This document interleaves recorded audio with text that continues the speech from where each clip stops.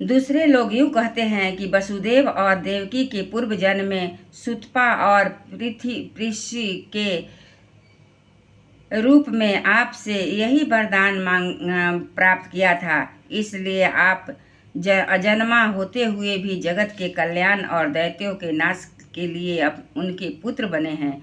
कुछ लोग यूँ कहते हैं कि यह पृथ्वी दैत्यों के अत्यंत भार से समुद्र में डूबते हुए जहाज की तरह डगमगा रही थी, पीड़ित हो रही थी। तब ब्रह्मा की प्रार्थना से आपको का भार उतारने के लिए उसका भार उतारने के लिए आप ही प्रकट हुए। कोई महापुरुष यूँ कहते हैं कि जो लोग इस संसार में अज्ञान, कामना और कर्मों के बंधन में जकड़े हुए पीड़ित हो रहे हैं, उन लोगों के लिए श्रवण और स्मरण करने जोग लीला करने के विचार से ही आपका अवतार हुआ। भक्तजन बार बार आपके चरित्र का श्रवण, गान, कीर्तन और स्मरण करके आनंदित होते रहते हैं। वे ही अविलंब आपके उस चरण कमल दर्शन कर पाते हैं जो जन्म मृत्यु के प्रवाह को सदा के लिए रोक देता है। भक्त वात्स कल्पतरु प्रभो, क्या अब आप अपने आश्रित और संबंधी हम लोगों को छोड़कर जाना चाहते हैं? आप जानते हैं कि आपके चरण कमलों के अतिरिक्त हमें और किसी का सहारा नहीं है। पृथ्वी के राजाओं के तो हम यूं ही विरोधी हो गए हैं, जैसे जीव के बिना इंद्रियां शक्तिहीन हो जाती है, वैसे ही आपके दर्शन बिना जदुवंशियों के और हमारे पुत्र पांडवों के नाम और रूप का अस्तित्व ही क्या रह जाता है। गदाधर, आपके विलक्षण चरित्र चिन्हों से चिन्हित यह कुरु जंगल देश की भूमि आज जैसी शोभायमान हो रही है, वैसी आपके चले जाने के बाद न रहेगी।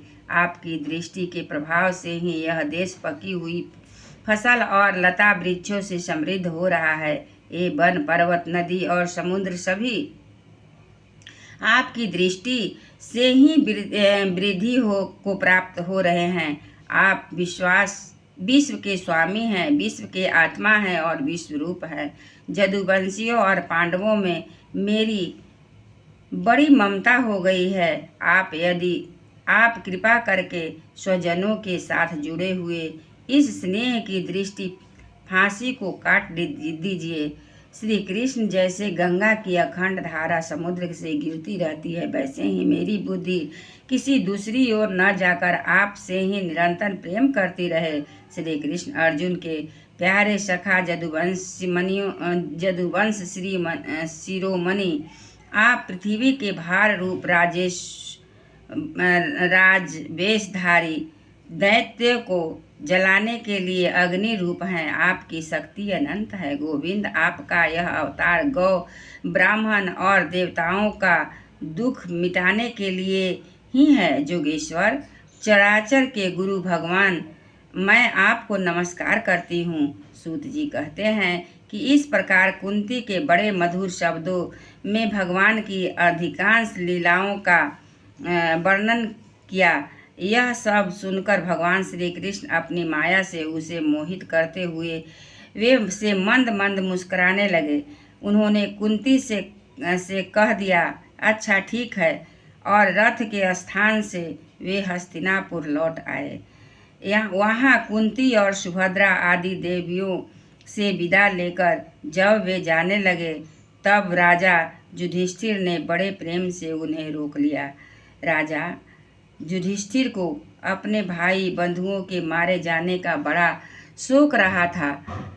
भगवान की लीला का मर्म जानने वाले व्यास आदि महर्षियों ने स्वयं अद्भुत चरित्र करने वाले भगवान श्री कृष्ण भी अनेकों इतिहास कहकर उन्हें समझाने की बहुत चेष्टा की, परंतु उन्हें सांत्वना न मिली, उनका शोक न मिटा।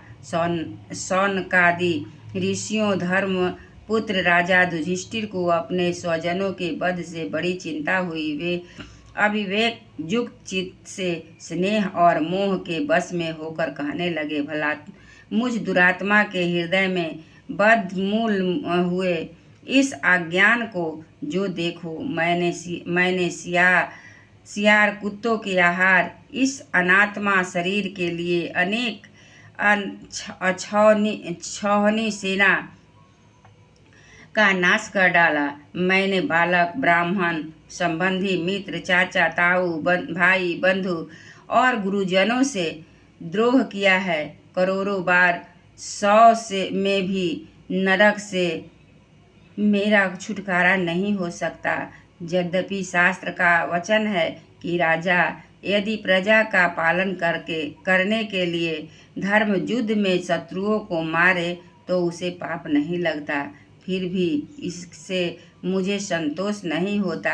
स्त्रियों के पति और भाई बंधुओं को मारने से उनका मेरे द्वारा यहाँ जो अपराध हुआ है उसका मैं गृहस्थोचित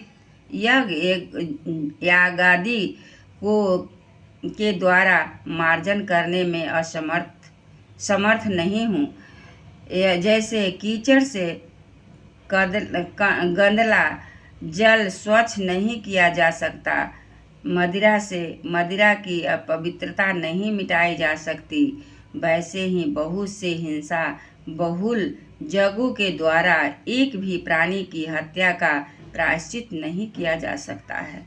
एक बार बोले, भगवान की जय।